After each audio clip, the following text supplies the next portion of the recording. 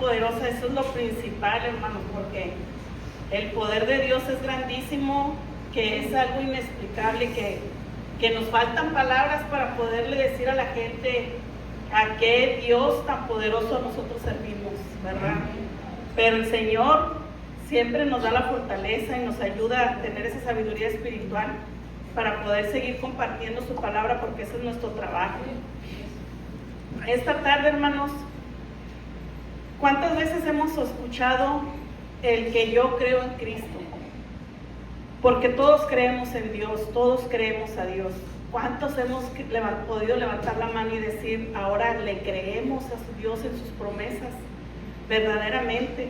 A veces decimos creer en Dios, pero luego cuando tratamos de colocar nuestra vida junto con nuestra mente y nuestro corazón, ahí a veces como que no se concuerdan, ¿verdad? ¿Por qué? Porque las luchas y las batallas, como decía ahorita nuestro pastor, la carne quiere levantarse, pero nosotros tenemos siempre que recordar que Dios es el principal, a quien tenemos que levantar primero, dejar de juzgar, dejar de criticar, dejar de señalar, siempre tratando de levantar y de gloriar a nuestro Señor Jesucristo, ¿verdad?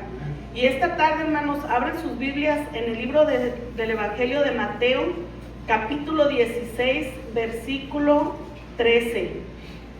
¿Recuerdan ustedes cuando nos decía nuestro Señor Jesús que si nosotros confesáramos con nuestra boca que Jesús es nuestro Salvador y que creíamos en Él íbamos a ser salvos? Bueno, esta tarde vamos a ver cómo fue la confesión de Pedro, cómo fue que él fue el que declaró cuando él hizo la pregunta importante, que quién era el Hijo del Hombre. Vamos a comenzar en el versículo número 13. Cuando Jesús y sus discípulos se encontraban en Cesarea de Filipo, dice que era un lugar muy alejado de Jerusalén y era muy influenciado por los líderes religiosos judíos. Por eso fue que Jesucristo aprovechó esta oportunidad para hacerle esa pregunta a sus apóstoles, porque él sabía que habían escuchado otras cosas alrededor de él, ¿verdad? Y dice el versículo 13, viniendo Jesús a la región de Cesarea de Filipo, preguntó a sus discípulos diciendo, ¿quién dicen los hombres que es el Hijo del Hombre? Cuando él hizo esta pregunta, él sabía muy bien que los apóstoles habían escuchado muchas cosas alrededor, porque como les digo, ese lugar era muy liderado por religiosos. Entonces él por eso hizo esas preguntas y los apóstoles le contestaron en el número 14, en el versículo 14. Dice, ellos dijeron, unos dicen Juan el Bautista, otros Elías, otros Jeremías o alguno de los profetas. Ahí cuando Jesucristo hizo esta pregunta a los discípulos, era para saber qué era lo que ellos estaban escuchando alrededor, ¿verdad? Y también era una pregunta de fe personal hacia ellos, porque él quería saber qué era lo que ellos también pensaban. Y en el versículo número 15 dice, él les dijo, ¿y vosotros, quién decís que sois? En esta pregunta sobre él, que estaba preguntando que quién era el Hijo del Hombre, ustedes se han escuchado, han leído los evangelios, Jesús se hacía llamar él mismo el Hijo del Hombre. Por eso hacía esta pregunta refiriéndose a él mismo. Y él sabía que esta pregunta al hacérsela a él era más que todo una énfasis, que él quería saber qué era su fe individual en cada apóstol. Cuando él preguntó, ahí el que contestó fue Pedro. Él fue el que habló primero, y si fijan ustedes, era una manera de que él siempre se ha visto en el carácter de él, una manera de ser líder, siempre tenía ese liderazgo, esa manera de ser un carácter fuerte, un hombre fuerte de carácter también. Él ayudaba a mucha gente, él predicaba el evangelio y él no temía hablar del evangelio. Cuando temió fue cuando lo estaban cuestionando, ¿verdad? Pero Jesús ya lo había profetizado que él decía, pero después de eso, si usted se pone a analizar todo lo que Pedro hacía, hasta ahorita lo que estaba leyendo nuestro pastor, que decía que la gente se ponía bajo la sombra de él para sanar, era porque él tenía mucha fe hacia lo que él estaba predicando, porque él conoció al Señor.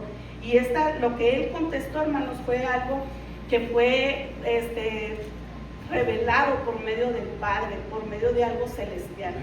En el versículo 16 dice, respondiendo Simón Pedro dijo, tú eres el Cristo, el Hijo de Dios viviente.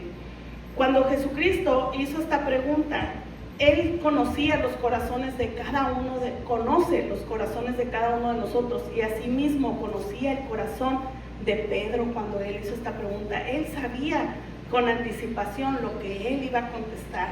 Y cuando Él contestó, hermanos, Él se alegró porque Él sabía que esta revelación venía por parte del Padre.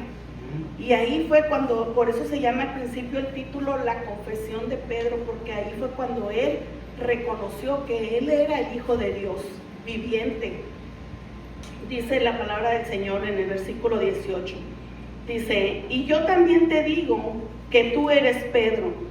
Al momento de que Él le dice que Él era Pedro, Él estaba diciéndole que Él estaba reconociendo que Él era el apóstol, para que no hubiera una confusión referente a lo que Él iba a decir cuando seguía.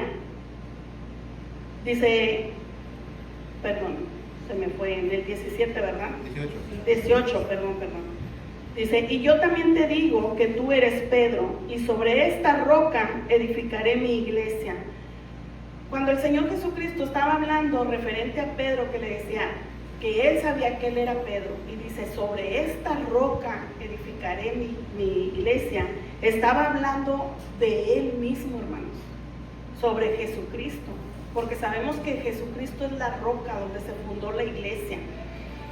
Basado en las revelaciones de quién es Jesús, el Evangelio de San Mateo nos enseña que el plan de Jesús era edificar su iglesia, porque Jesús edifica su iglesia y la iglesia iba a prevalecer. Porque cuando dice que Él es la roca, sabemos que es el fundamento, ¿verdad? Nosotros es la verdad lo que estamos predicando, Jesucristo.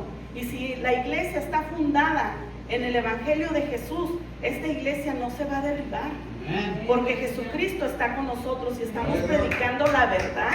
Y la verdad es Jesucristo, porque Él nos lo dijo. Yo soy el camino, la verdad y la vida.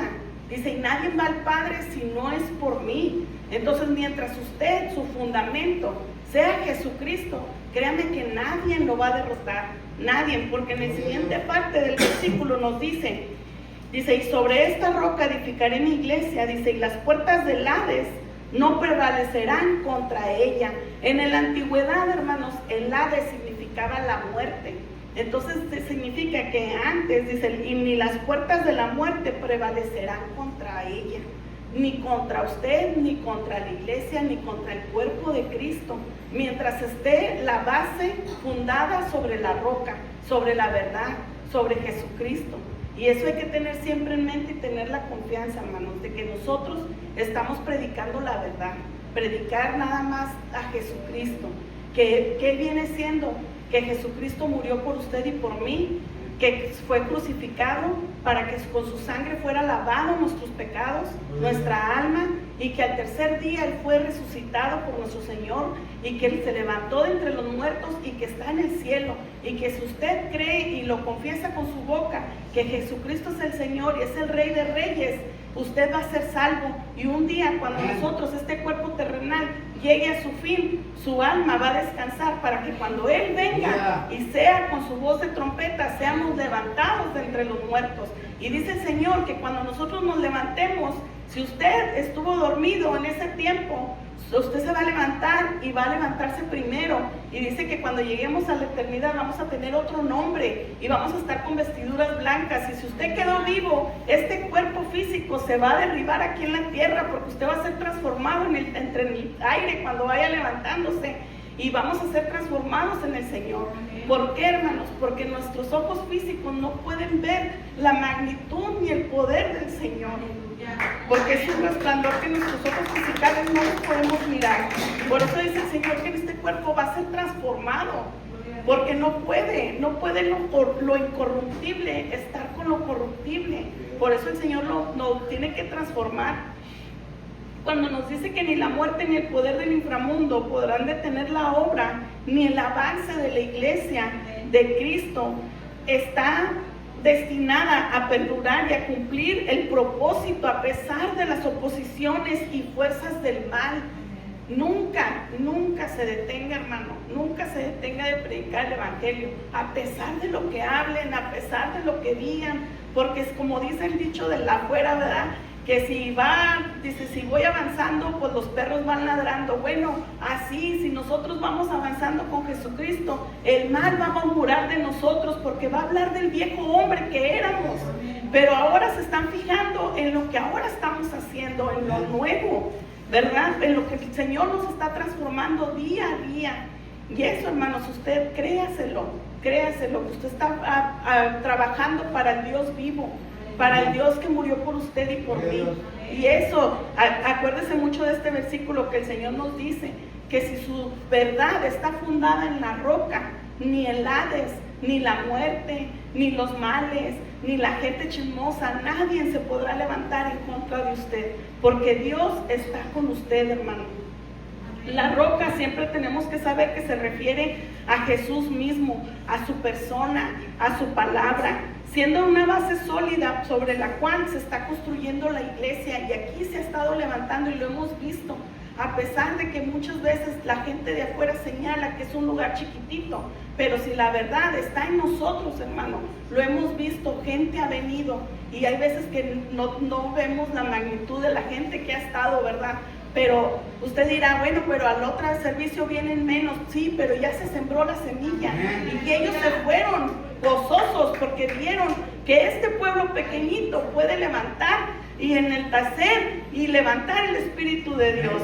Y usted cuando se sale aquí de este lugar sabe que no se sale como entró, porque las cargas aquí las vino a dejar y el Señor se va a encargar de eso, y ya cuando salimos renovados, y eso es lo que la gente está hablando allá afuera. Y gracias al Señor, porque la roca de nuestra confesión que Pedro hizo de fe, así como usted la hizo, esa confesión de fe es en Jesús como el Cristo, el Hijo de Dios, y que esta confesión siempre sea la base de su verdad, la base, Cristo, que sea en su casa, en su vida, en todas partes, hermanos. Amén. Vamos ahora al versículo 19. Dice, y a ti te daré las llaves del reino de los cielos, y todo lo que atares en la tierra será atado en los cielos, y todo lo que desatares en la tierra será desatado en los cielos.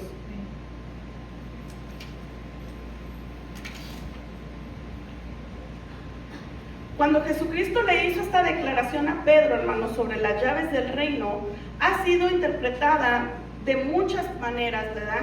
Y esta interpretación de la denominada cristiana como fundamento está hablando sobre la autoridad que él tenía sobre la iglesia y su liderazgo. Por eso Jesucristo le decía que le estaba dando las llaves. Era una manera de que él iba a hacer el liderazgo. Ahí Dios me estaba dando esta tarde la ilustración como nuestro pastor, que le está dando las llaves a él, porque él es el líder de este lugar. Él es el liderazgo de este lugar, y él es el responsable de este lugar. Por eso él es muy cuidadoso en todas las cosas que tiene que hacer, y no nomás ¿cómo se podrá decir? No nomás aquí en la iglesia, dentro de la iglesia, sino también afuera de las puertas, allá en los baños, allá en la cocina, en su propio hogar. Él tiene que estar consciente de que todo cae sobre él, y nosotros ahora, que ya leemos esta palabra y que conocemos la verdad, ahora el trabajo de nosotros es orar por nuestro líder. Amén. Y también por los demás líderes, ¿verdad? Que estamos apoyándolo a él, porque la fuerza de él es la oración de cada uno de nosotros, porque él es lo que lo fortalece. Que usted pueda doblar rodilla y pueda orar por nuestro varón, que pueda seguir dirigiendo la iglesia, que él pueda tomar las decisiones, porque cuando dice aquí que todo lo que atares en la tierra será atado en los cielos, y todo lo que desatares en la tierra será desatado en los cielos, yo estaba buscando, hermanos, qué significaba, y viene siendo una autoridad que Jesús le otorgó a sus discípulos, que por dentro de la iglesia él tiene una responsabilidad de autoridad, tanto para declarar lo correcto como para declarar lo incorrecto. Él te puede decir lo que está bien y lo que está mal. Y tú lo tienes que aceptar porque aquí está escrito. No lo está hablando el hombre, lo está hablando Dios mismo. Porque Él es la autoridad, la cabeza de esta comunidad, de esta roca. Así como Pedro, Dios le dio la autoridad a él, así se la dio a nuestro pastor. Y así a cada uno de los pastores. Así como usted, acuérdese del pastor que tenemos en esta iglesia, así mismo ore por cada pastor que está en la iglesia. Y dígale al Señor que así ilumine y siga guiando a cada pastor, que ellos tengan como fundamento su verdad, la verdad de Jesucristo, no la verdad del hombre, la verdad de Jesús. Atar, hermanos, quiere decir prohibir y restringir algo que no es válido, algo que es inapropiado, tanto para la vida práctica como en lo espiritual. Así si su pastor un día lo llega a ver hacer algo indebido afuera de la iglesia, él tiene la autoridad para ir a hablar con usted y decirle, hermana, mire, la vi que está haciendo esto, o supe por ahí que están haciendo esto, mire, pues vamos a platicar, vamos a tratar. Él tiene que ser sabio, hermanos. Y antes de hablar con ustedes, él tiene que irse a la palabra del Señor en oración, porque es un cargo muy, muy pesado.